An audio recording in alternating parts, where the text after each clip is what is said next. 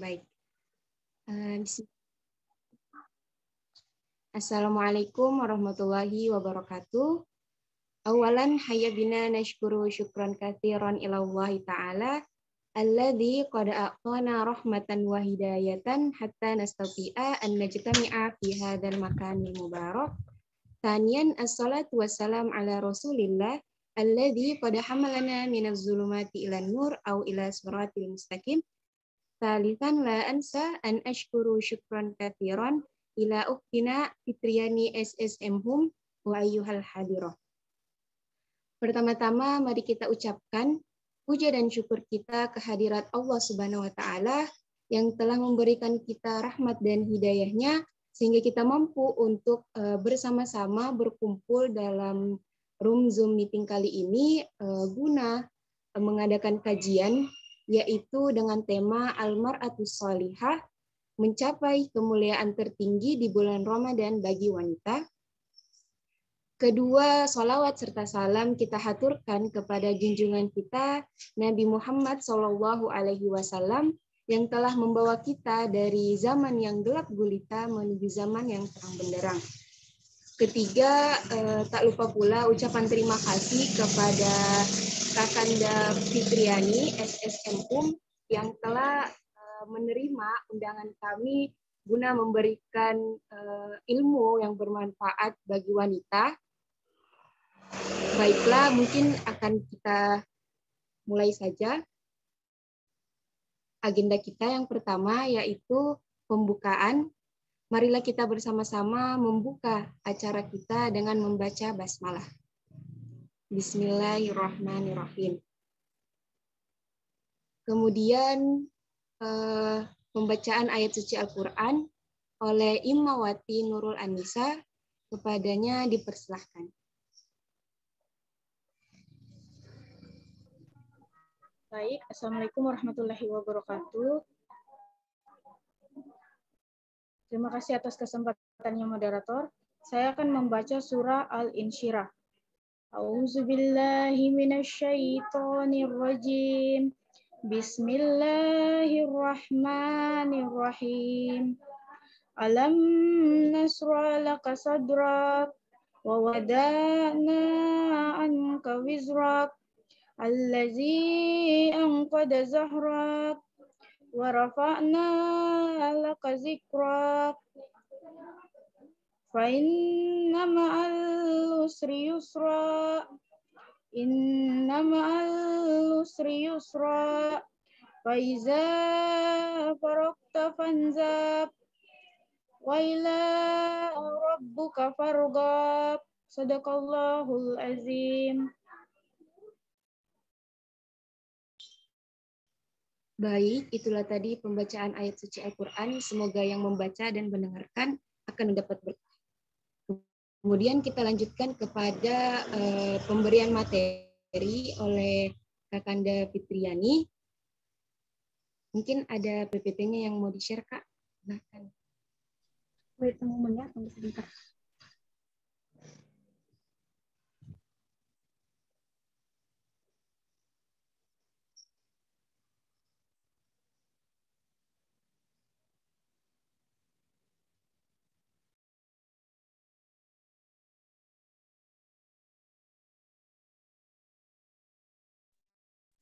Oke.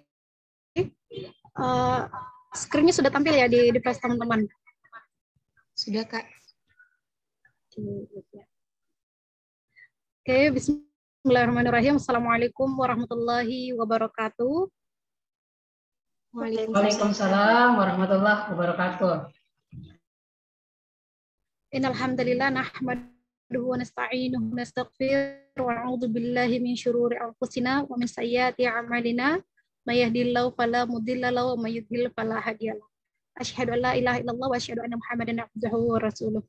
Baik, terima kasih adik-adik semua dari khususnya dari Vkom IMM Fakultas Hukum yang sudah mengundang saya untuk sharing pada hari ini, terkhusus kepada adik moderator Dezayan. Dezayan sepertinya dari alumni pesantren ya. Bagus sekali bahasa Arabnya tadi. Iya, Kak, alhamdulillah. Alhamdulillah, barakallah. Oke, pada hari ini saya diamanahkan untuk kemudian sharing dengan teman-teman khusus terkait perempuan dengan bulan Ramadan. Lebih khususnya yakni meraih keutamaan tertinggi bulan Ramadan bagi wanita. Tapi kajian hari ini setiap saya isi kajian Imawati, saya selalu bilang kalau misalnya ada imawan yang mau join, monggo silahkan. Kita belajar sama-sama ya. Ya intinya kita tahu, yang penting kita paham adab-adab masing-masing untuk imawan dan imawati, batasan seperti apa dan sebagainya. Oke, dan saya lihat hari ini join beberapa peserta laki-laki, no problem ya, karena ini kajian yang ada generalnya, ada juga pembahasan umum, khususnya pembahasan keutamaan di bulan Ramadan, gitu ya. Senang rasanya hari ini bertemu secara virtual dengan kalian, dengan teman-teman. Saya kemudian menjadi flashback kembali dengan agenda-agenda saya di PIKOM kemarin di Unhas, dan saya lihat hari ini teman-teman PIKOM di Unhas itu semakin produktif, khususnya di Fakultas Hukum nih, semakin tahun semakin keren dan semakin terlihat produktivitasnya gitu ya. Semoga ini bisa bertahan dan kedepannya bisa semakin baik. Apalagi sekarang dinakodai oleh Imawati ya, Imawati De Adinda kalau tidak salah ya. Oke, hadir Kak, hadir. Ya, ini Bu Ketuanya siap mendampingi agenda hari ini ya, bagus ya. Oke, baik. Saya menyediakan PPT sederhana, simple saja teman-teman. Ini hanya sebagai instrumen pembantu saya saja untuk membawa materi pada hari ini. Ya, terkait meraih keutamaan tertinggi bulan Ramadan bagi wanita. Kok masalah keutamaan bulan Ramadan dikaitkan hanya ke wanita ya? Mungkin ada yang bertanya seperti itu. Sebenarnya untuk keutamaan bulan Ramadan ini berlaku untuk semua ya, untuk laki-laki maupun perempuan.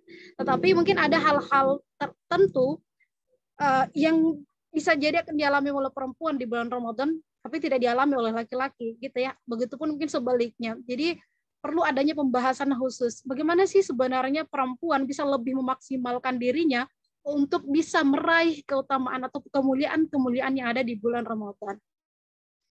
Tapi saya coba ini dulu,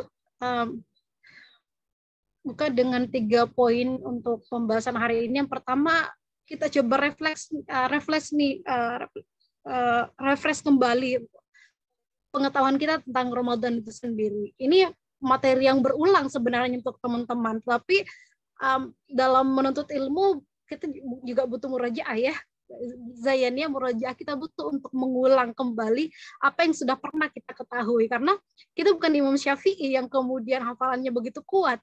Kita bukan orang-orang yang kemudian hafalannya hari ini bisa bertahan, mungkin bisa dipastikan bertahan sampai bertahun-tahun atau berpuluh-puluh tahun.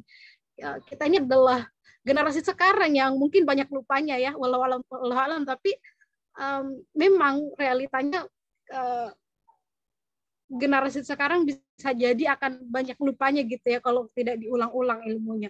Maka tidak salah ketika dikatakan bahwa menuntut ilmu itu bukan untuk mengurangi ilmu, tetapi berbagi ilmu itu bukan untuk mengurangi ilmu-ilmu yang kita miliki, tetapi justru memperkuat dan memperkokoh ilmu yang kita sampaikan tersebut, baik untuk diri sendiri maupun untuk orang lain.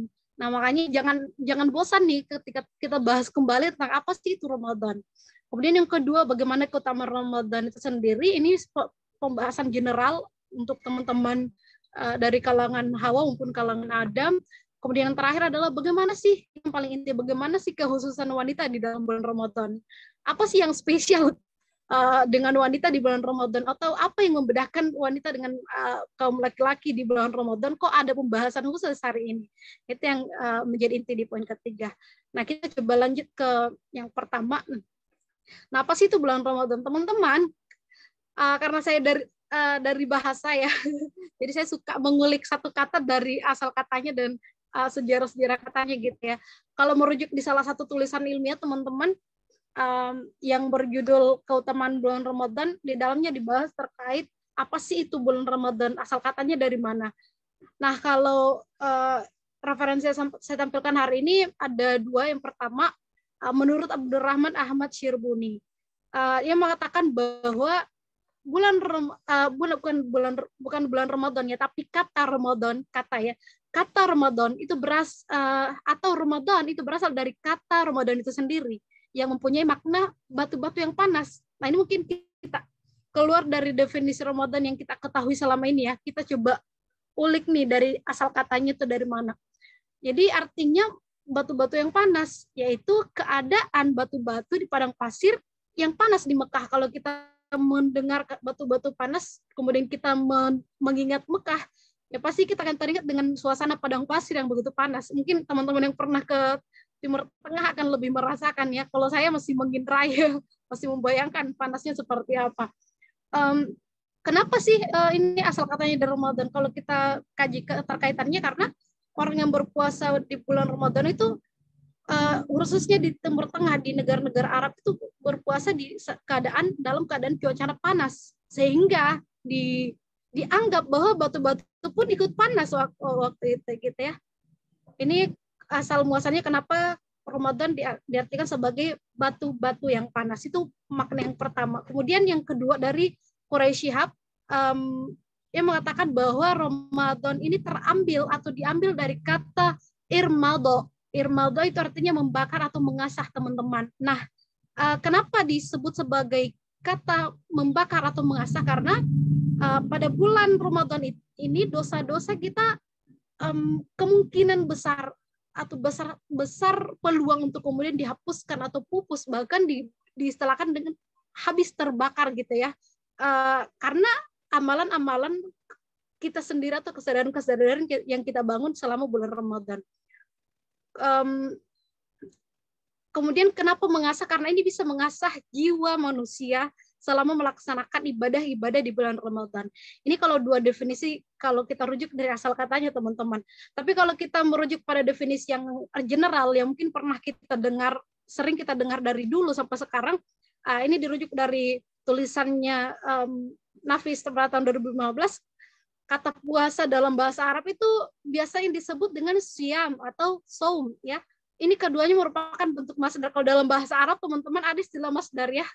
Istilah masdar ini perubahan kata kerja kemudian berubah menjadi kata benda. Kalau dalam bahasa Inggris istilahnya gerund kalau nggak salah ya. Ya, berubah bentuk menjadi masdar yang bermakna apa? Bermakna menahan diri, teman-teman. Nah, kalau menurut syariat Islam, puasa adalah suatu bentuk aktivitas ibadah kepada Allah Subhanahu wa taala dengan cara menahan diri dari makan, minum, hawa nafsu dan lain-lain yang dapat membatalkan puasa. Nah, ini definisi khusus mengenai puasa yang dimana puasa sangat erat kaitannya dengan Ramadan. Karena ibadah utama dalam bulan Ramadan adalah berpuasa. Ini yang kemudian diwajibkan bagi kaum muslimin. Itu kalau di tataran definisi, teman-teman. Saya coba lanjut nih. Nah, apa sih keutamaan bulan Ramadan? Nah, keutamaan bulan Ramadan itu sangat banyak, teman-teman. Kalau kita mau kaji artikel-artikel ilmiah, mau kaji tulisan-tulisan literatur Islami di internet, itu sangat banyak yang bisa kita akses. Tapi kemudian saya coba ulas kembali di sini. Ramadan ya disebut sebagai bulan yang penuh dengan keutamaan. Kenapa? Apa saja yang ada di dalamnya? Yang pertama adalah Ramadan ini disebut sebagai bulan yang penuh keberkahan. Bulan yang penuh dengan keberkahan. Kemudian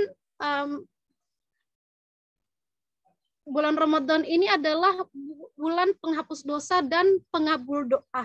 Jadi teman-teman, di bulan Ramadan ketika kita kemudian menjadi pribadi-pribadi muslim yang ingin mencari pengampunan dari Allah Subhanahu wa taala dari berbagai kesalahan yang mungkin pernah dilakukan di masa lalu, ya di bulan Ramadan inilah tempatnya kita yang paling utama untuk kemudian beristighfar atau memohonkan ampunan kepada Allah Subhanahu wa taala gitu ya.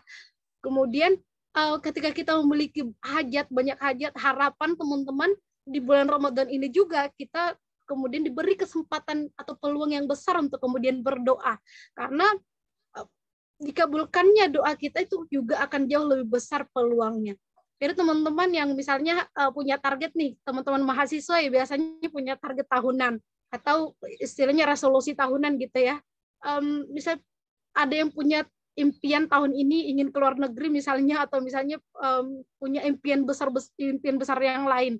Teman-teman bisa menguatkan doanya di bulan Ramadan ini. Semoga Allah memberikan kemudahan untuk kemudian mewujudkan impian atau target-target teman-teman gitu ya. Ini bocoran ya, salah satu cara saya untuk kemudian mencari atau meloloskan ya, memudahkan jalan untuk mencapai target itu dengan menguatkan doa di bulan Ramadan. Ya, ini bisa menjadi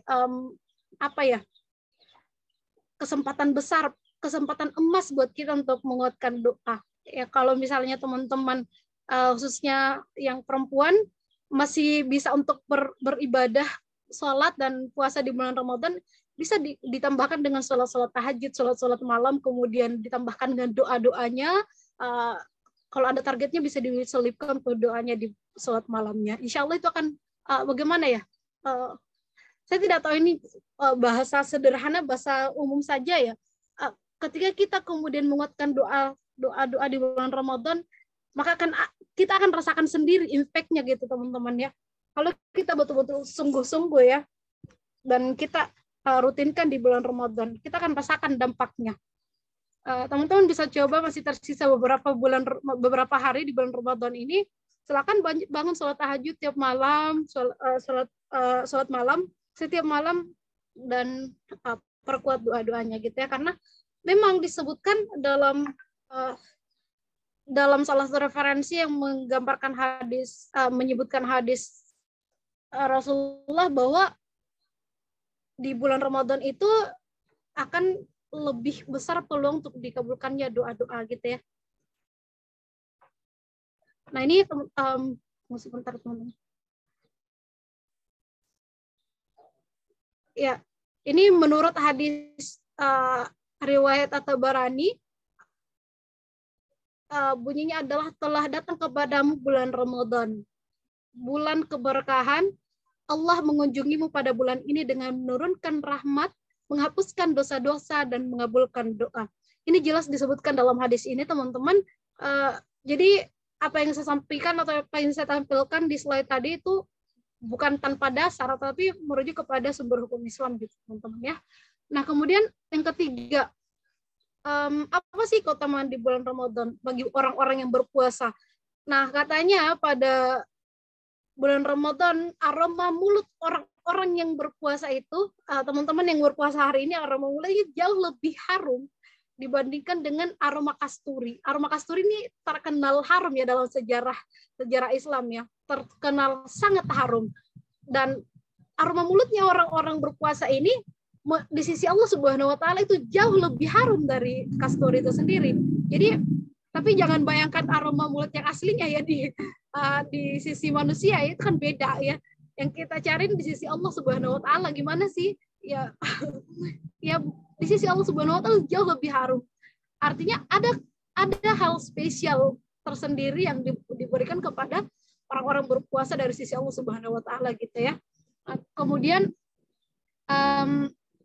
katanya di bulan Ramadan ini para malaikat kemudian berbondong-bondong untuk kemudian memohonkan ampunan bagi orang-orang yang berpuasa sampai ia berbuka gitu ya. Nah, kemudian yang keutamaan yang lain tuh masih banyak teman-teman. Bulan Ramadan juga disebut sebagai bulan turunnya Al-Qur'an. Jadi bulannya Al-Qur'an gitu ya. Hal ini termaktub di dalam Al-Quran, Al-Baqarah ayat 185 bahwa bulan Ramadan ini adalah bulan yang mulia karena di dalamnya diturunkan Al-Quran. Kemudian apalagi ya, terdapat malam keberkahan, malam penuh kemuliaan teman-teman. Kalau kita ingat nih istilahnya, ya kita lebih relevan, kita lebih akrab dengan istilah Lailatul Qadar. Di sini disebut sebagai bulan yang lebih baik dari 1000 bulan. Ini kemudian termaktub di dalam Quran surah Al-Qadar ayat 1 sampai 3. Dan masih banyak keutamaan-keutamaan lainnya teman-teman. Bisa ditambahkan dengan referensinya teman-teman, versi kalian, monggo. Saya hanya menyampaikan atau merefresh beberapa poin saja. Nah, Intinya apa yang ingin saya sampaikan di sini teman-teman, bahwa kita mengkaji atau mengulas kembali keutamaan bulan Ramadan ini bukan sekedar kita ucapkan dan kita dengarkan, tetapi bagaimana kemudian ini bisa kita jadikan sebagai bahan refleksi di dalam diri kita selama menjalankan ibadah bulan Ramadan. Apakah beberapa keutamaan ini sudah bisa kita rasakan, ataukah kita masih ada pada tahap sekedar lapar atau sekedar berpuasa gitu ya. Ini yang kemudian bisa menjadi bahan perenungan untuk kita. Jadi beberapa poin-poin yang saya sampaikan tadi tidak sekedar menjadi poin yang kemudian saya perdengarkan kepada kalian atau kita semua, tapi bisa menjadi reminder untuk kita sudah sejauh mana sih langkah kita di bulan Ramadan ini. Oke. Baik ya.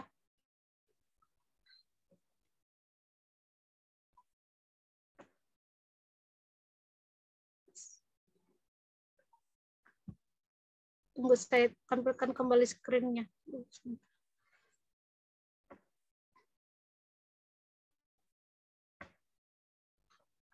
Nah, ini yang menjadi penting teman-teman. Poin ketiga tadi. Kalau tadi hanya sebagai bagian dari penguatan ingatan kita terkait bulan Ramadan itu sendiri. Nah, di sini kita masuk ke poin inti, yaitu kekhususan wanita di bulan Ramadan. Nah, kenapa sih kita harus bahas khusus terkait wanita dan bulan Ramadan? Nah, karena wanita mengalami kondisi-kondisi tertentu yang tidak dialami oleh laki-laki di bulan Ramadan atau di setiap bulannya misalnya. Ada kemudian yang mencoba untuk melahirkan persepsi bahwa wanita itu termarginalkan atau tidak bisa memaksimalkan ibadah di bulan Ramadan karena batasan-batasan tertentu. Misalnya, ini saya sebut saja, misalnya wanita selalu memiliki tamu di setiap bulannya. Kalau misalnya teman-teman yang masih ini, kemudian untuk yang sudah berkeluarga itu memiliki tugas-tugas tambahan, misalnya harus mengurus suami, mengurus anak, mengurus keluarga besar, mengurus rumah dan sebagainya, sehingga ini kemudian katanya akan menghambat atau membuat kemaksimalan ibadahnya itu tidak tercapai gitu ya. Itu persepsi umumnya. Tapi menurut saya, dan ini menurut salah satu ustadz yang membawakan kajian terkait lumbung pahala wanita di bulan Ramadan, itu mengatakan bahwa persepsi ini harus diluruskan teman-teman, bahwa wanita meskipun memiliki keterbatasan tertentu, itu tidak membatasi dirinya untuk memaksimalkan ibadah di bulan Ramadan gitu ya. Kenapa? Jawabannya adalah sederhananya karena wanita memiliki banyak lumbung pahala di bulan Ramadan. Nah, kalau misalnya lumbung yang satu tidak terpakai, masih banyak lumbung-lumbung yang lain yang bisa kita gunakan gitu ya. Nah, ini kalau kita berbicara secara spesifik ya tentang perempuan, apa saja sih kendala-kendala perempuan dalam yang bisa dihadapi selama bulan Ramadan? Yaitu yang tadi yang sudah saya sebutkan. Pertama, ada kondisi tertentu yang dimana perempuan tidak dibolehkan untuk berpuasa beberapa hari, mungkin dalam satu bulan itu tidak boleh untuk berpuasa dan melaksanakan ibadah-ibadah wajib yang lain, tidak bisa berpuasa, tidak bisa tarawih, tidak bisa tilawah dan sebagainya. Nah, bagaimana menghadapi ini teman-teman? Kuncinya adalah kita berusaha untuk memprioritaskan amalan hati dan iman. Kok bisa Kak Fitri harus memprioritaskan amalan hati dan iman? Karena kebanyakan kendala-kendala atau batasan-batasan yang dialami oleh perempuan pada bulan Ramadan itu terkait dengan amalan fisik. Amalan fisik itu apa? Kalau misalnya teman-teman perempuan ya, kalau misalnya sudah berkeluarga, kalau hamil, ya seperti yang saya alami hari ini, kalau hamil itu amalan fisik teman-teman. Amalan fisik, kendala fisik yang kemudian memungkinkan kita untuk tidak berpuasa. Kemudian yang kedua, teman-teman yang punya kesibukan di rumah mengurus suami dan anak-anaknya rempong misalnya, harus diurus 1 sampai 5 atau bahkan ada yang sampai 10 anak, itu semuanya diurus, sampai tilawahnya tidak sampai 1 juz dalam 1 hari, itu juga amalan fisik karena mengurus anak. Kemudian teman-teman yang belum berkeluarga mungkin setiap harinya harus menyiapkan sahur, menyiapkan buka dan sebagainya, akhirnya waktunya untuk membersamai Al-Quran mungkin akan sedikit terkuras ya, berkurang dan sebagainya. Intinya kendala-kendala yang dialami perempuan di bulan Ramadan itu kebanyakan kendala fisik atau kendala yang ada di ranah domestik, teman-teman. Paham kan kalau saya bilang di ranah domestik? Di ranah domestik itu kalau kita bahas ada di ranah rumah tangga dan sejenisnya gitu ya, bukan di ranah publik gitu. Nah, makanya kembali kepada kunci solusi yang saya sampaikan tadi, kita prioritaskan amalan iman dan hati. Kalau misalnya kita tidak bisa berpuasa, kalau misalnya kita tidak bisa tilawah atau ikut tarawih di masjid atau di rumah bersama keluarga, ya kita coba optimalkan dengan cara yang lain. Kata Ustadz siapa namanya ya? Wait ya, saya tidak mau kok tidak sebut namanya, berlebih jelas.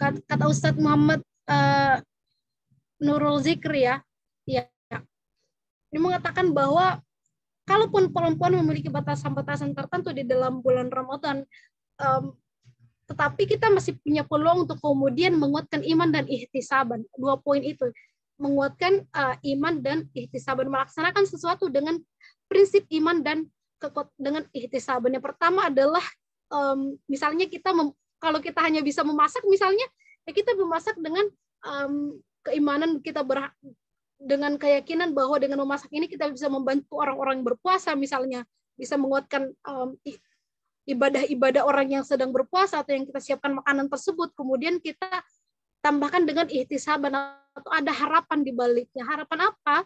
Harapan bahwa di balik aktivitas yang kita lakukan, aktivitas yang kita lakukan di bulan Ramadan itu bisa membawa pahala ataupun menguatkan ibadah kita di bulan Ramadan. Jadi ada iman dan harapan, teman-teman. Kita laksanakan dengan kegembiraan, kita laksanakan dengan penuh antusias, kita laksanakan dengan keikhlasan dan sebagainya.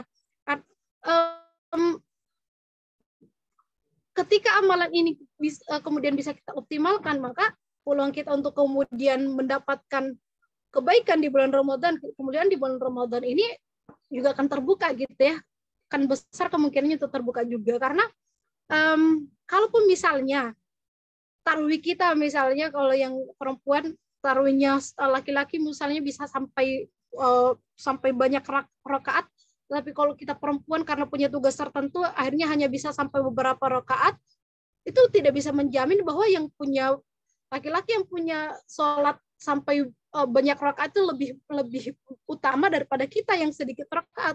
Itu tergantung daripada kekuatan iman ataupun ihtisaban yang kita miliki dalam melaksanakan ibadah-ibadah tersebut, teman-teman. Jadi jangan berkecil hati, kalaupun misalnya amalan yang kita lakukan itu sedikit, tetapi bisa kita laksanakan dengan penuh kegembiraan, penuh dengan keyakinan, penuh dengan pengharapan dan antusias, bisa jadi itu akan lebih mulia daripada melaksanakan banyak ibadah tetapi tidak disertai dengan iman dan ihtisaban. Itu kunci dari Ustadz Nurul Zikri tadi yang saya sampaikan.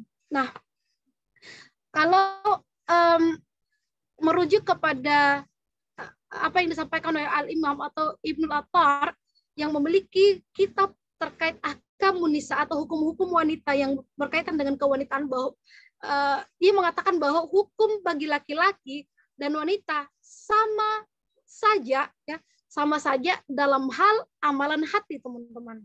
Dalam hal amalan hati. Jadi beribadah atau melaksanakan aktivitas untuk laki-laki dan perempuan itu sama saja dalam hal atau dalam lingkup amalan hati. Baik itu berkaitan akidah ataupun hal lain yang terkait dengan amalan hati itu sendiri. Nah, apa yang bisa kita simpulkan bahwa kalau misalnya amalan hati itu sama saja antara perempuan dan laki-laki, ya itu bisa menjadi lumbungnya kita untuk kemudian mengumpulkan kebaikan dari situ, teman-teman. Kalau kita tidak bisa melaksanakan amalan fisik, ya kita bisa melaksanakan dari segi amalan hati, gitu ya, sebagaimana yang disampaikan oleh Al Ustadz tadi, gitu. Apalagi ya? Kuncinya adalah, teman-teman, kita mencari peluang ya, mencari peluang sebisa mungkin di tengah keterbatasan gitu ya. Jadi meskipun kita punya keterbatasan, tetapi itu tidak menutup peluang, tidak menutup pintu keberkahan atau kemuliaan bulan Ramadan untuk diri kita sendiri gitu ya.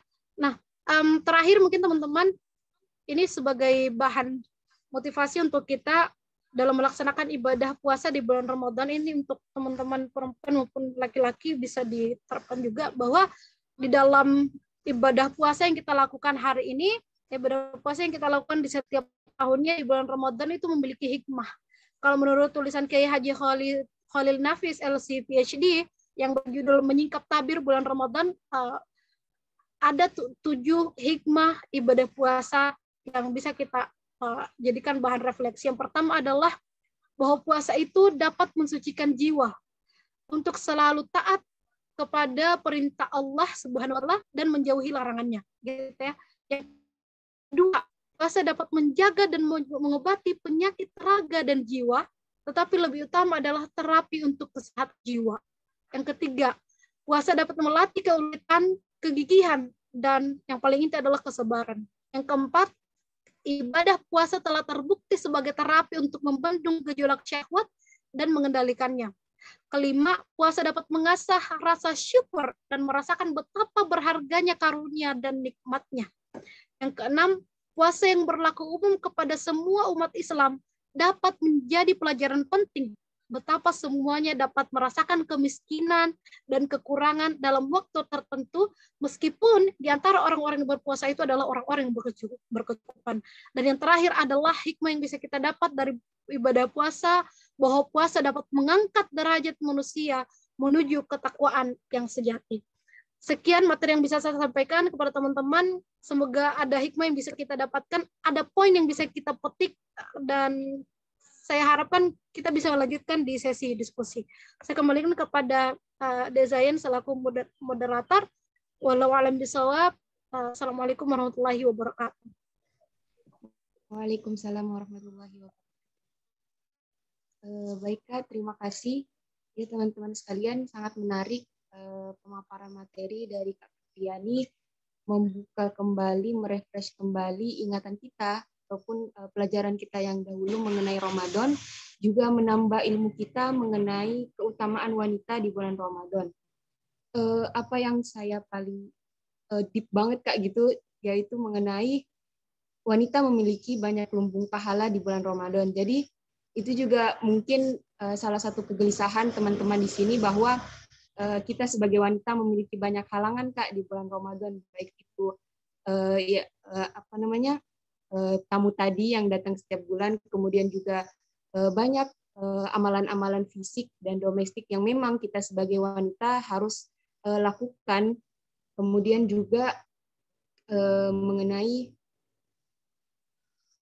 keutamaan di bulan Ramadan itu, yaitu sebagai bulan penghapus dosa, kemudian juga malaikat-malaikat bahkan sampai memohonkan ampunan kepada kita para manusia. Kemudian juga menjadi bulan untuk mensucikan jiwa, untuk selalu taat dan menuju ketakwaan yang sejati. Mungkin dari teman-teman sekalian memiliki pertanyaan-pertanyaan yang bisa disampaikan kepada pemateri kita, yaitu Kak Fitriani. Saya persilahkan.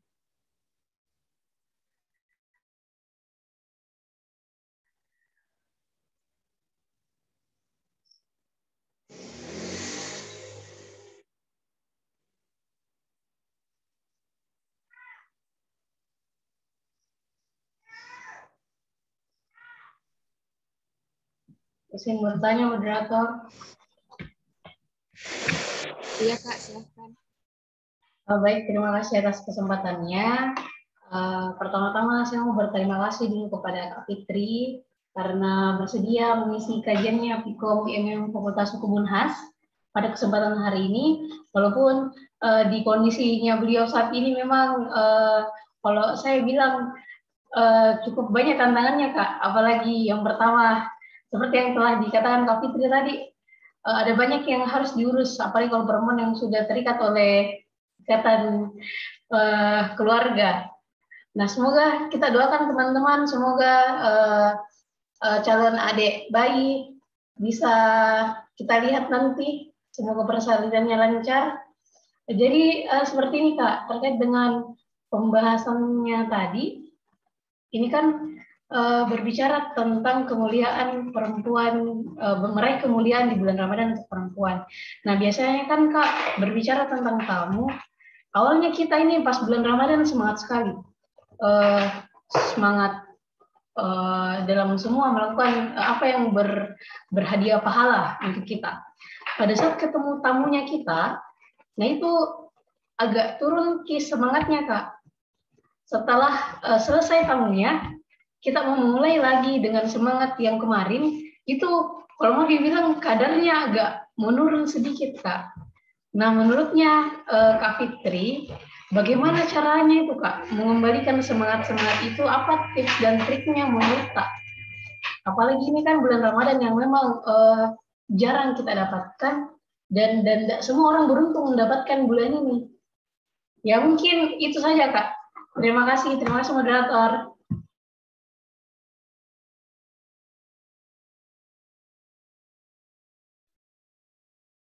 Oke, langsung saya jawab ya, Dek Zayan. Ya Kak, silakan Kak. Oke. Baik, terima kasih Bu Ketua. Wah, sangat paham kondisi ini Bu Ketua ya. Ya, makanya mohon dimaklumi kalau saya agak ngos-ngosan bicara ya. Ya, dimaklumi saja. Oke, terima kasih atas doanya, doa baik juga untuk kita semua. Oke, ini pertanyaannya realita ya. Ini saya kira banyak dialami oleh perempuan. Saya pun pernah merasakan kondisi seperti ini. Ya, akan beda rasanya ketika misalnya di awal Ramadan kita masih diberikan kesempatan untuk berpuasa, itu sangat antusias teman-teman ya. Tapi ketika kemudian di tengah Ramadan atau mungkin di hari-hari sekian Ramadan kita tiba-tiba kedatangan tamu, itu biasanya semangatnya akan down ya. Dan setelah selesai itu biasanya tidak sesemangat di awal Ramadan itu sendiri. Nah, bagaimana caranya Kak supaya ini bisa semangat kita atau antusias kita di bulan Ramadan itu tetap stabil, teman-teman. Nah, kalau saya pribadi ada beberapa hal yang kemudian bisa kita lakukan. Nah, kalau misalnya ada ibadah-ibadah wajib atau ibadah-ibadah rutin yang kita lakukan di bulan Ramadan di luar dari kedatangan tamu itu dan tidak bisa kita laksanakan kemudian setelah datang tamu, itu kita bisa gantikan dengan amalan yang lain yang kemudian bisa membantu kita untuk menstabilkan semangat. Misalnya kita punya aktivitas rutin nih di bulan Ramadan, tilawah. Saya harus tilawah nih Kak. Biasanya kalau bulan Ramadan saya tilawah 2 juz misalnya dalam sehari misalnya, itu Masya Allah. Tapi bagaimana nih kalau di kedatangan tamu Kak, ini pasti tidak bisa aku lakukan gitu. Mungkin akan turun juga semangat. Caranya adalah dengan digantikan dengan cara yang lain teman-teman. Kalau kita tidak bisa membaca Al-Quran, kita dengarkan Al-Quran sesuai dengan jumlah yang biasa kita bacakan. Misalnya kita tilawah 2 juz, kita coba dengarkan murotal sebanyak 2 juz juga. Kalau bukan mendengarkan murotal, kita bisa mentadaburi terjemahan Al-Quran gitu ya. Bisa digantikan dengan cara seperti itu. Jadi aktivitas kita sebelum dan setelah kedatangan tamu itu tidak kemudian berkurang, karena salah satu penyebab turunnya semangat itu adalah ketika produktivitas kita dalam puasa itu berkurang juga, iya enggak? Gitu ya. Kalau saya sendiri merasakan seperti itu. Jadi kadang kalau misalnya perempuan kedatangan tamu, aduh dilepaskan semua aktivitas rutinnya, enggak mau berinteraksi dengan Al-Quran secara ini ya, secara khusus ya, atau tidak mau melaksanakan ibadah-ibadah lain, aktivitas-aktivitas bermanfaat yang lain, misalnya malas gitu, malas-malasan. Nah, solusinya ada tetap laksanakan gitu, tetap produktif. Nah, cara lain selain misalnya membaca Al-Quran, kita isi dengan aktivitas-aktivitas yang lain yang bisa kita lakukan ketika kedatangan tamu. Misalnya kita mengikuti kajian keilmuan seperti yang teman-teman lakukan hari ini untuk menambah semangat kita dalam beribadah. Kemudian kita juga bisa melaksanakan tugas sebagai perempuan, misalnya menyiapkan buka, menyiapkan sahur, itu bisa menambah pahala insya Allah untuk kita semua. Tapi dalam melaksanakan itu jangan bilang Kak, masa jiku bikin. Ya jangan salah, seperti yang disampaikan oleh Ustadz Nurul Zikri tadi, bahwa meskipun itu sebatas memasak, menyediakan sahur ataupun buka untuk orang yang berpuasa, tetapi ketika kita laksanakan dengan penuh keimanan, dengan ihtisaban, dengan penuh antusias dan kegembiraan, bisa jadi itu kemuliaannya akan jauh lebih besar, gitu ya. Itu teman-teman. Jadi amalan-amalan yang saya sebutkan tadi, amalan hati dan amalan iman itu bisa kita lakukan dengan beberapa poin, beberapa aktivitas lain selain dari ibadah wajib yang biasa kita lakukan sebelum kedatangan atau kebatasan bagi perempuan itu datang, gitu ya. Itu Dinda, kuncinya adalah tetaplah produktif melaksanakan aktivitas-aktivitas kebaikan sebelum maupun setelah kedatangan tamu, biar semangatnya juga tetap imbang, gitu ya. Itu sih kalau saya, Dinda. Ini menurut pengalaman pribadi ya, karena saya juga pernah merasakan kondisi itu. Siap, Kak. Siap. Terima kasih, Kak. Siap. Oke. Ya, Masya Allah. Yang lain mungkin ada yang mau menambahkan atau sharing juga pengalamannya. Mungkin teman-teman yang lain. Silahkan. Imawan juga kalau ingin bertanya sangat terbuka. Kak Yusril.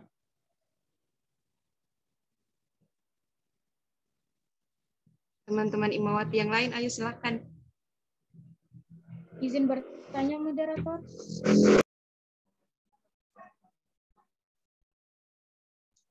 Ya, Nurul Anissa dipersilahkan. Izin bertanya, Kak. Kan di bulan Ramadan pasti ada kebiasaan untuk hadir sholat tarawih di masjid. Kadangkala juga kita wanita luput dari tujuan awalnya, yaitu sholat. Terkadang kita tabarruj ke masjid. Menurut Kakak, lebih baik sholat di masjid atau di rumah bagi wanita? Dan ada hadis yang mengatakan juga sholat berjamaah lebih baik 27 derajat dibanding sholat sendiri. Itu bagaimana, Kak? Terima kasih. Oke, langsung saja deh ya. Dari Nurul Anissa. Ini pertanyaan yang sudah lama ya, pertanyaan terkait mana sih yang lebih utama, Kak? Kita ini perempuan, bagusnya sholat di masjid berjamaah atau di rumah saja.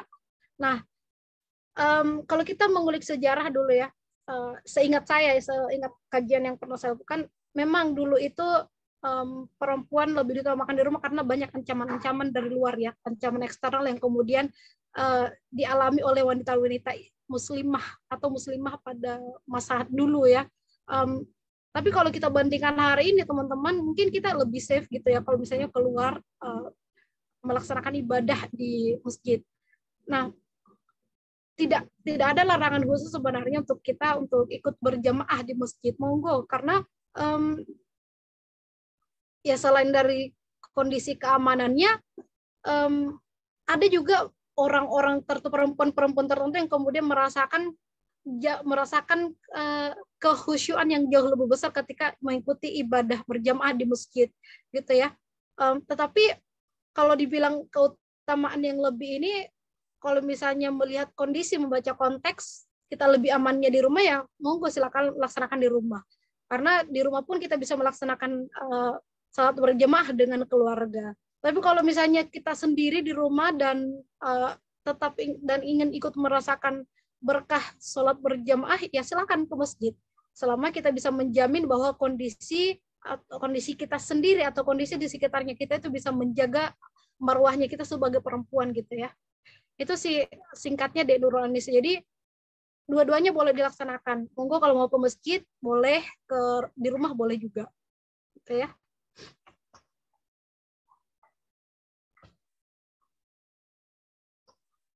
Tadi Dek Nurul Anissa sempat sebut kata tabarruj ya, kalau nggak salah dengar tadi.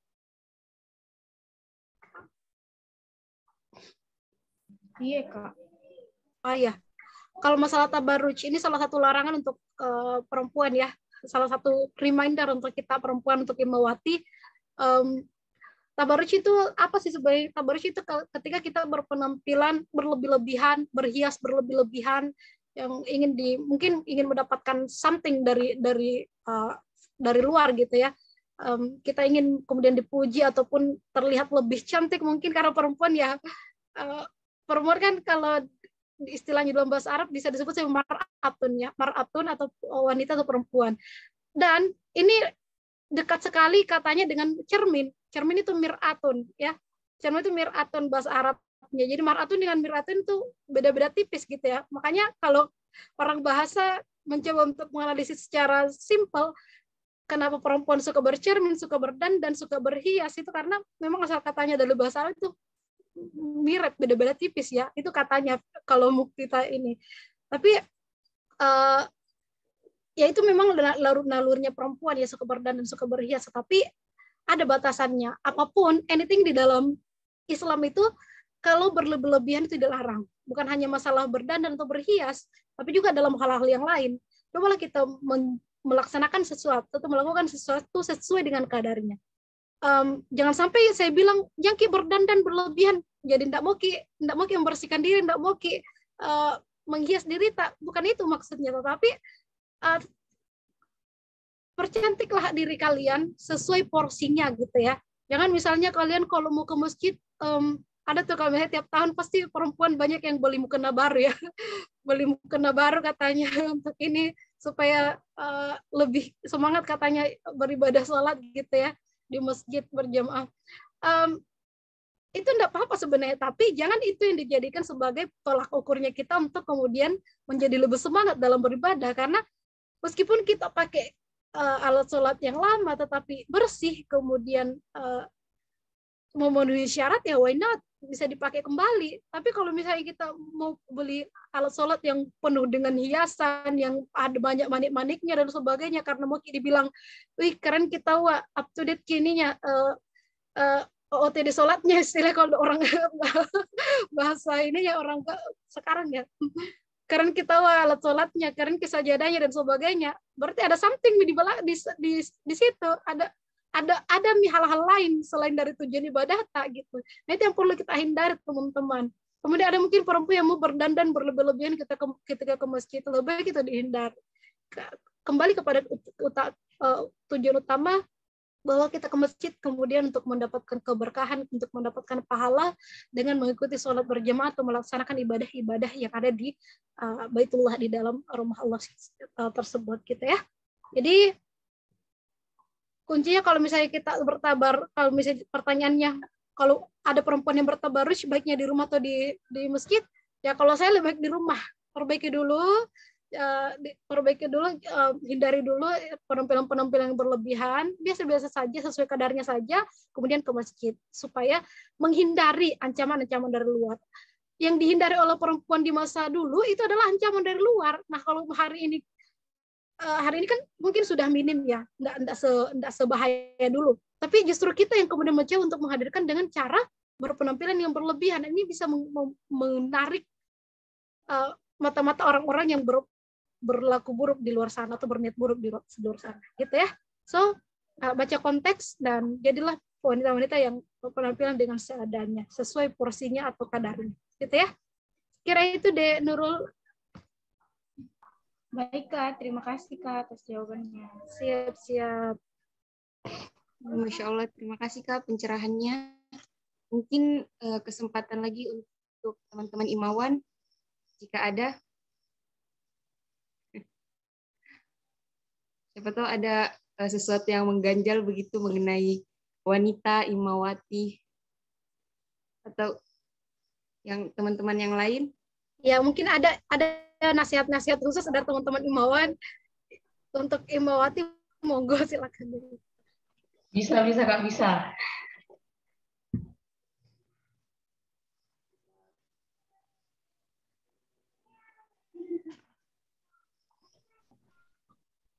Kak Rahim.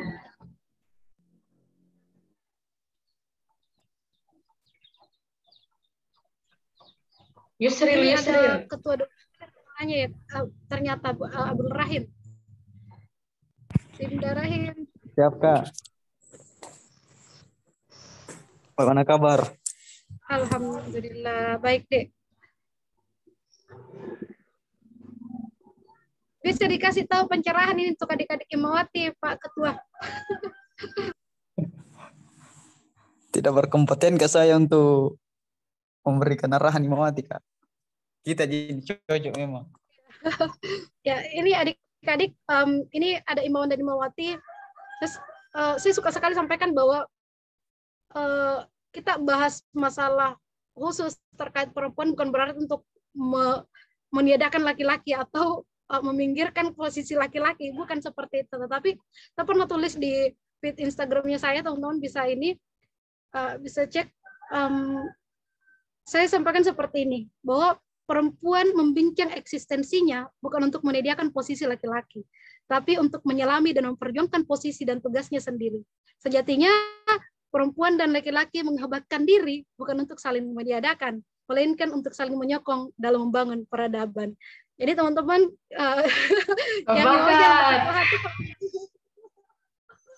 jangan berkecil hati kalau misalnya selalu ada kajian-kajian Imawati atau kajian-kajian perempuan. Jangan merasa terpinggirkan ya. Justru ini adalah upaya perempuan untuk kemudian menghebatkan diri supaya bisa membantu kalian dalam melaksanakan tugas-tugas kebaikan ke depannya gitu ya. Khususnya di lingkup IMM ataupun PIKOM gitu. Oke. Ngeri Kak, ngeri. Mungkin ada yang bertanya. Mungkin masih ada yang mau sharing teman-teman, mau bertanya, semoga. Ada Imawati Dwika ini Kak, dari Palu. Dari Komisaris Palu. Dari Palu. Wah, selamat bergabung Dek. Atas nama siapa? Dwika Kak, Dwika. Dwika Kak. Wika, oh Dwika. Selamat bergabung Imawati Dwika. Luar biasa ya. Memang perlu kolaborasi nih lintas cabang ya. Kita lebih saling kenal dan bisa kolaborasi dalam program-program PIKOM-nya kita ke depan ataupun program cabang. Biasa kajiannya Kak. Siap-siap, semua bermanfaat deh. Ini teman-teman PIKOM Hukum, kalau misalnya teman-teman di Palu juga adakan kegiatan, usahakan bisa berpartisipasi juga. Selain menyambung silaturahim, kita juga saling support dalam programnya kita ya. Siap Kak, siap. Kita tunggu pelantikannya nih Kak, PC Palu. Siap-siap. Sebar undangannya saja ya. Lewat virtual saja Kak, ketemunya. Ya. Kira moderator. Silakan dia moderator. Mungkin masih ada yang mau bertanya atau mau menambahkan, tidak apa-apa. Justru bagus. Mungkin saya Kak mau bertanya sedikit mengenai kegelisahan juga Kak. Nah kan biasanya kebiasaan-kebiasaan orang-orang tua kita itu kalau menyiapkan buka puasa itu Kak, kadang tuh agak dicicip sedikit gitu loh Kak, mungkin rasanya atau apanya begitu. Jadi pertanyaan saya, apakah itu memang membatalkan puasa Kak? Karena saya sempat bertanya, nah jawabannya itu adalah tidak membatalkan puasa kalau setelah kita cicip itu kita keluarkan lagi tuh Kak, bagaimana? Tapi kan menurut saya pribadi itu kan sudah sempat kita rasakan gitu loh Kak. Mohon pencerahannya Kak. Oke, ini realita di ranah domestik lagi ya. Ya teman-teman yang suka masak mungkin bukan mungkin ya, pasti banyak yang sering mencicipi makanan untuk meyakinkan bahwa hasil masakannya ini enak untuk dicicipi oleh orang-orang yang berpuasa ya.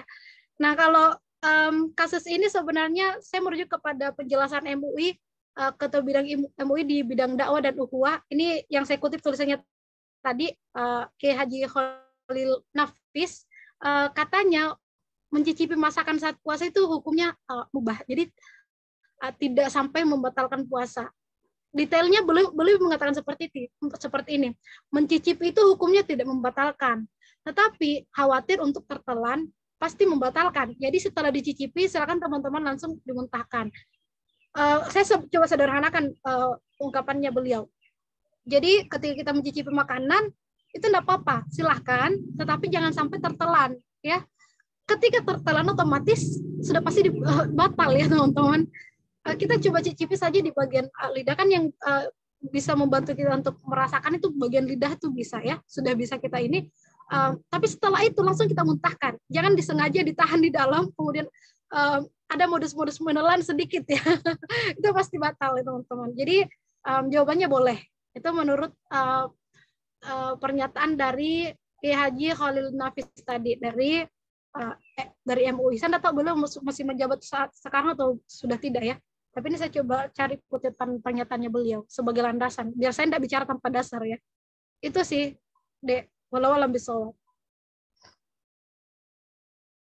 Iya Kak, baik Kak, terima kasih. Sudah menjawab sekali nih Kak.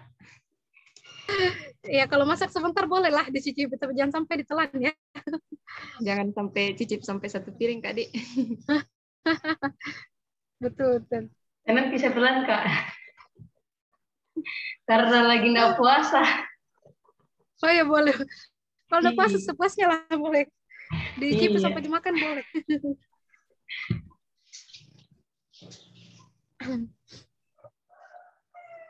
Bagaimana teman-teman yang lain? Kalau sudah tidak ada pertanyaan, mungkin sudah bisa kita cukupkan dulu. Karena untuk persiapan domestik. Silakan Kak kepada Kak Fibriani untuk closing statement Kak. Oke.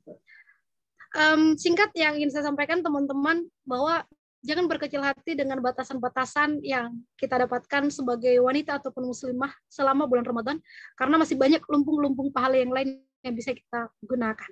Itu sih singkatnya teman-teman, tetap maksimalkan diri, produktif dalam melakukan kebaikan-kebaikan, meskipun ibadah-ibadah wajib tidak bisa kita laksanakan, masih ada ibadah-ibadah lain yang kemudian bisa kita gunakan atau gunakan sebagai pengganti ibadah-ibadah wajib sendiri, yang insya Allah kemuliaannya bisa kemudian jauh lebih besar ketika kita bisa laksanakan dengan penuh keimanan dan ihtisaban, penuh dengan keceriaan, kebahagiaan, dan keikhlasan. Itu sih dari saya, semoga apa yang saya sampaikan hari ini bermanfaat. Singkat pertemuan hari ini, tapi semoga ada poin-poin besar yang bisa kita dapatkan dan bisa kita aplikasikan dalam kehidupan sehari-hari, khususnya di bulan Ramadan ini. Terima kasih De Zayan dan teman-teman Pikom yang Hukum. Semoga bisa berjumpa di agenda-agenda berikutnya. Oke, terima kasih. Assalamualaikum warahmatullahi wabarakatuh. Waalaikumsalam warahmatullahi wabarakatuh. Terima kasih Kak atas ilmunya. Semoga kajian kita kali ini bernilai ibadah dan dapat memperluas khazanah ilmu agama kita dan juga meningkatkan ketakwaan. Mungkin dari saya sedikit, napas menjadi tasbih, tidur menjadi ibadah, dan doa-doa pun diijabah. Selamat berpuasa.